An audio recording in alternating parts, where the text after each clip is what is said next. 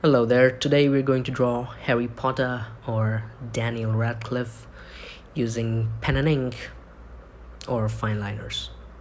So let's get started. Starting with drawing his eye, which is one of the easiest points to start with, of course.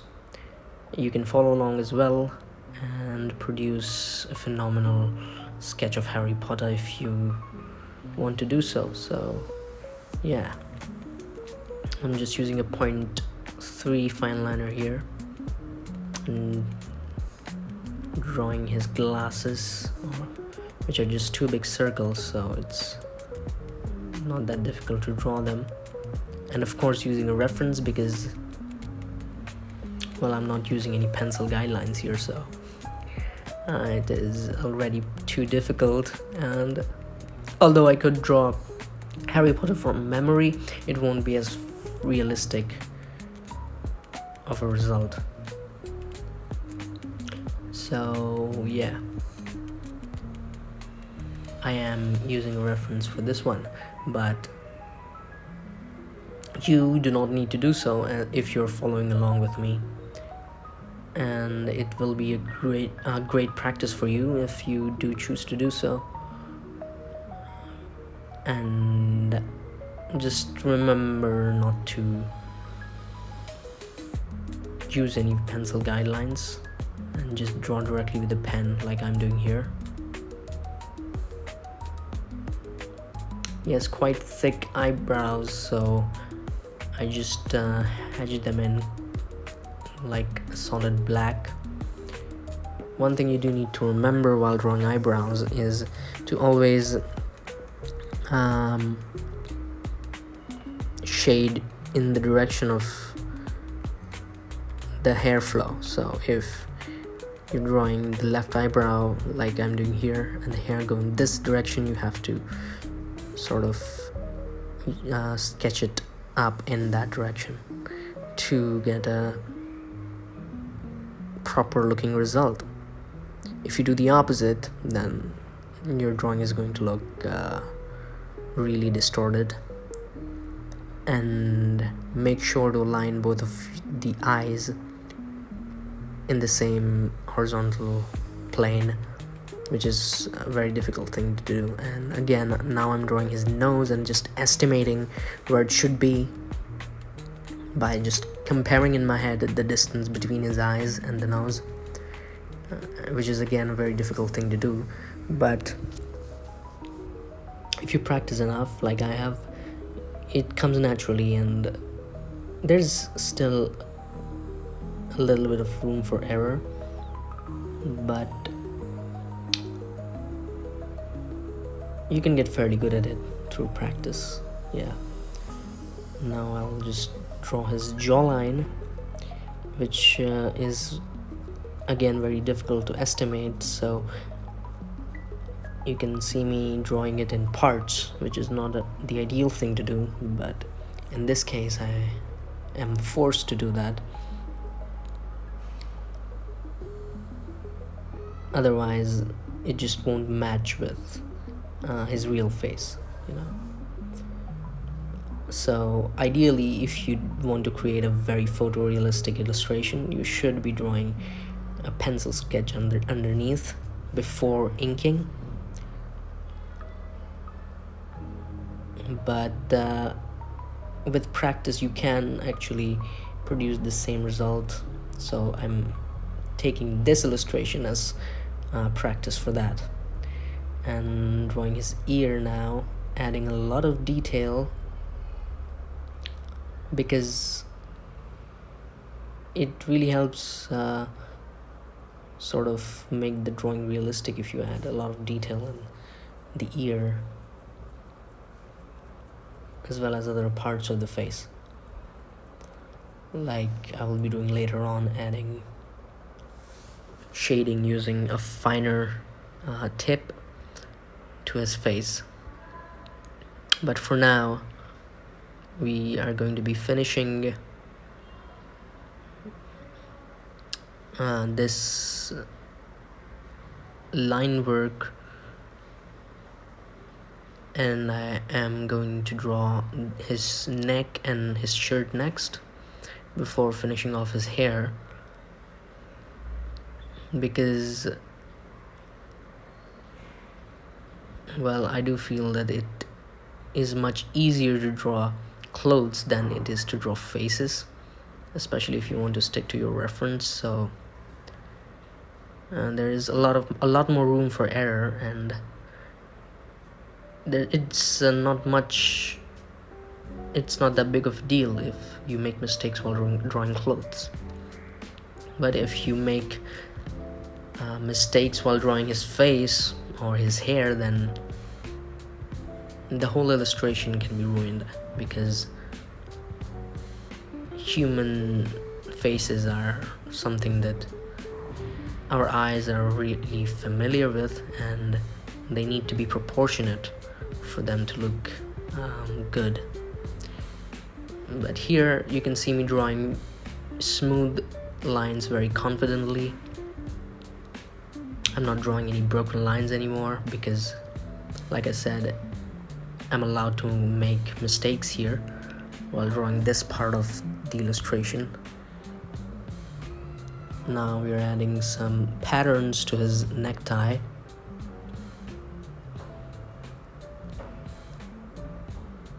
And then some shading using hatching and cross hatching in order to add more depth to the drawing. And that's basically the reason why people use fine liners and pens in general to draw, is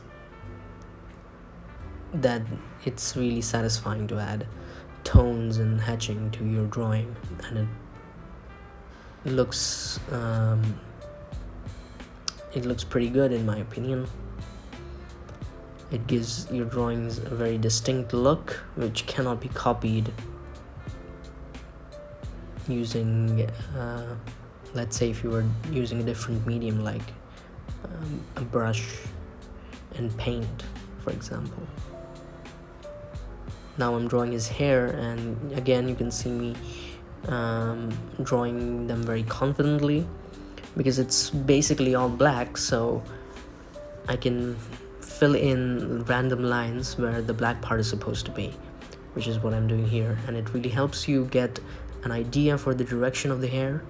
So if you struggle with drawing hair, then you should really just free up your mind and let yourself make mistakes and just draw random lines where in the place where the hair should be, provided that you are able to control the pen which you're using in an effective way to produce smooth lines. And we're already done with all of the line work, or the basic line work, and all that's left is to add shading to the drawing, for which I'm using a 0.03 and fine liner here. These are Unipen fine liners, which are pretty good and probably a cheaper alternative than Micron pens. So if you want to save up some money, then I would suggest that you do get these fine liners if you cannot afford the Microns.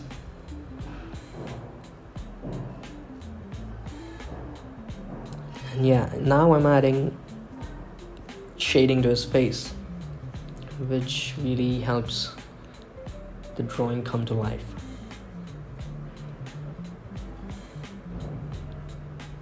And it's again just a matter of how much you've practiced and how well you understand how to convey shadow on a human face without making it look unnatural. The worst thing you can do here is make it all black, because that would sort of give it a more contrasty look, but then again it won't look realistic at all, in my opinion. And I'm going more for a realistic look here, so I won't just make it all black. And we've assumed our light source to be coming from the left here, which is what the case is in my reference. So that's what I'm keeping in mind while drawing these shadows.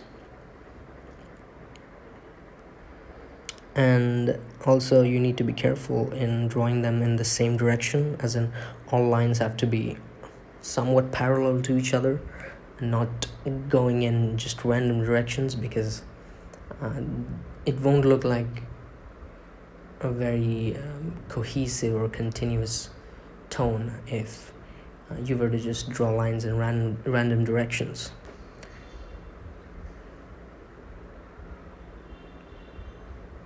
And yeah, you could probably tell that it's coming along pretty well so far, and the result is going to be pretty good. So yeah, now I'll just finish off by adding a little bit of shading to his necktie, and then we're going to use a pencil in order to add a bit of tone to his eyes. Yeah, that makes it look quite good. And now we'll use a Jelly Roll pen to correct the mistakes that I had made.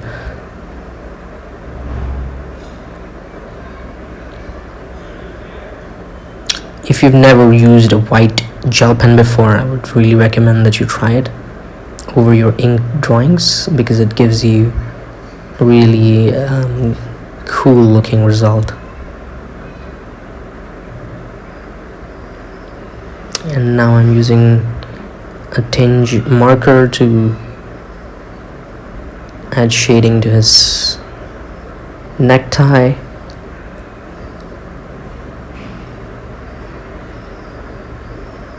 Or rather, add a color to his necktie, I should say.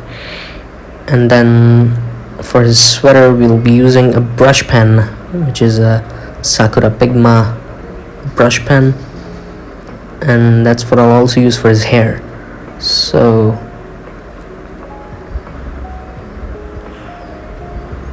yeah, all I have to do here is just fill the whole place in, but I'm also adding a few stray hairs to make it look a bit more appealing.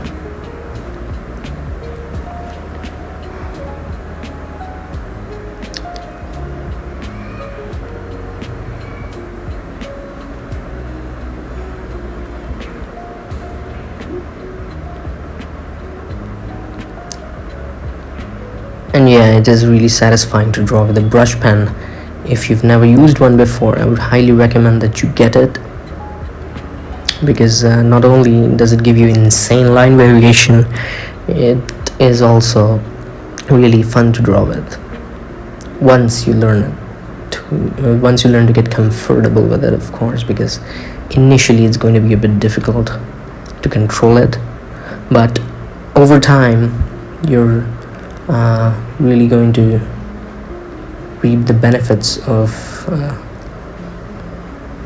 going through that bit of learning curve when it comes to mastering drawing with a brush pen. Let me know if you'd like to see more videos of me drawing with just a brush pen, because that's something that I do quite a lot as well. I just don't record them necessarily. So you can find my brush pen drawings on my Instagram profile if you go through it. I used to be really obsessed with brush pens. And yeah, that completes his hair. So now what I'm gonna do is grab the fine liner and add a bit of detail to his hair, or his ear, which I had messed up on earlier, which I just realized now. So also his neck can get a little bit of shading here, as well as this area. can get a little bit of more texture. And I'm going to add one more sort of layer of hatching to his to the left side of his face, which has a bit more of shadow in it. So yeah, this is one of the most important steps when you're drawing anything really, is to just go on adding details, like layer after layer, wherever you find it necessary, and really that's what helps your drawing to come to life.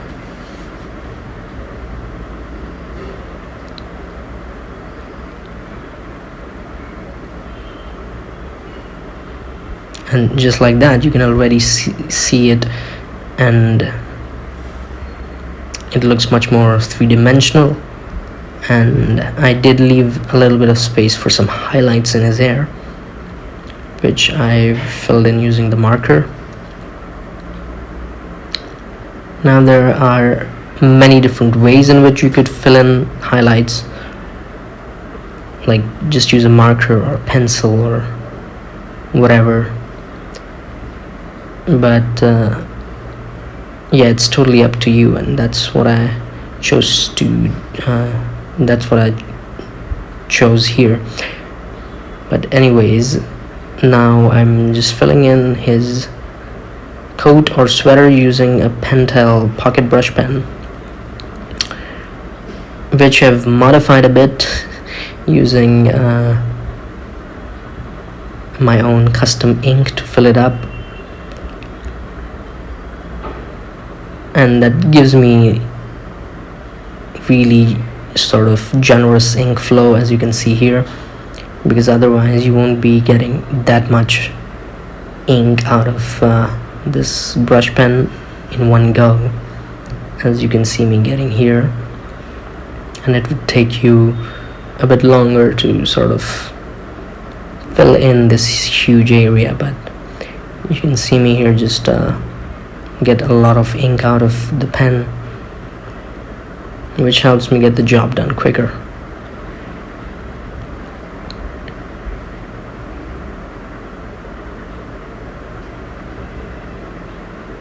Yeah, brush pens in general are really fun to draw with, and as well a huge time saver when it comes to filling in areas. But anyways, I would like to show you the final result after all of the ink has dried out, and this is how it came out to be. I'm very happy with it. I think it came out to be great. Let me know what you guys think down in the comments, and let me know if you would want me to draw other characters from Harry Potter or any other characters that you have in mind. I hope you enjoyed the video, and do give it a thumbs up and subscribe for more videos, and I will see you all in the next one.